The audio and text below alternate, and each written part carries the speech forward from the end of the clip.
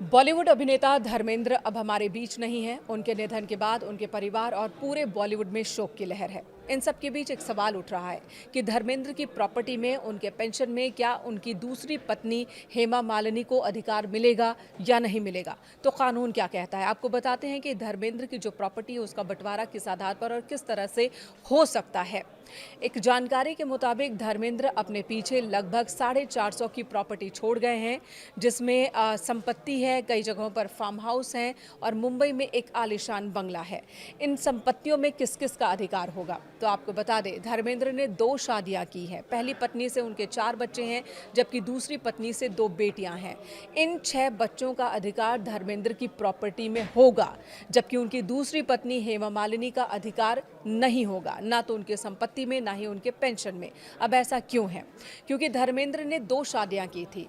साल 1954 में उनकी पहली शादी हुई थी और पहली पत्नी प्रकाश कौर को तलाक दिए बिना ही उन्होंने कई साल बाद दूसरी शादी की हेमा मालिनी से। हिंदू मैरिज एक्ट के मुताबिक अगर बिना तलाक लिए कोई दूसरी शादी करता है तो वो दूसरी शादी वैध नहीं मानी जाती है, यानी कि उसका कोई अस्तित्व नहीं माना जाता है कानून की नज़र में। और ऐसे में हेमा मालिनी को धर्मेंद्र की संपत्ति में कोई कानूनी अधिकार नहीं मिलेगा।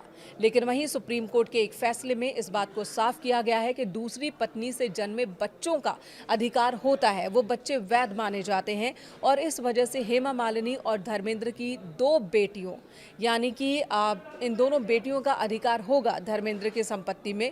और ये फैसला लिया था साल 2023 में सुप्रीम कोर्ट ने।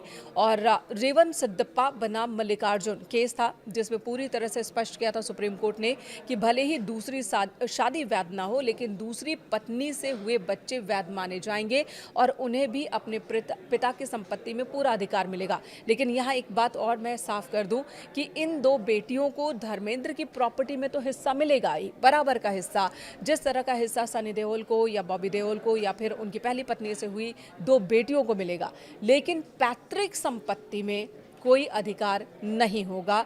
यह अधिकार सिर्फ और सिर्फ धर्मेंद्र की संपत्ति तक ही लिमिटेड होगा। जब धर्मेंद्र के निधन के बाद संपत्ति का बंटवारा होगा तो कानून एक काल्पनिक बंटवारे को मानेगा, यानी कि ये माना जाएगा कि धर्मेंद्र की मौत से ठीक पहले पैतृक संपत्ति का बंटवारा हो गया था और उसमें जो हिस्सा धर्मेंद्र का था वही हिस्सा उनके वैध वारिसों में बराबर में बांटा जाएगा। सुप्रीम कोर्ट के फैसले के आधार पर धर्मेंद्र की संपत्ति के हकदार एक्टर की पहली पत्नी प्रकाश कौर, उनकी पहली पत्नी से जन्मे 4 बच्चे यानी कि सनी देओल, बॉबी देओल, अजीता देओल और विजेता देओल होंगी। वहीं दूसरी शादी से 2 बेटियां ईशा देओल और अहाना देओल होंगी। हेमा मालिनी को अधिकार नहीं होगा। जिनको अधिकार होगा इन सभी को धर्मेंद्र की संपत्ति में बराबर का हिस्सा मिलेगा। कानूनी रूप से हेमा मालिनी को धर्मेंद्र की संपत्ति में हिस्सा नहीं मिलेगा, क्योंकि उनकी शादी हिंदू मैरिज एक्ट के तहत वैध नहीं मानी जाएगी।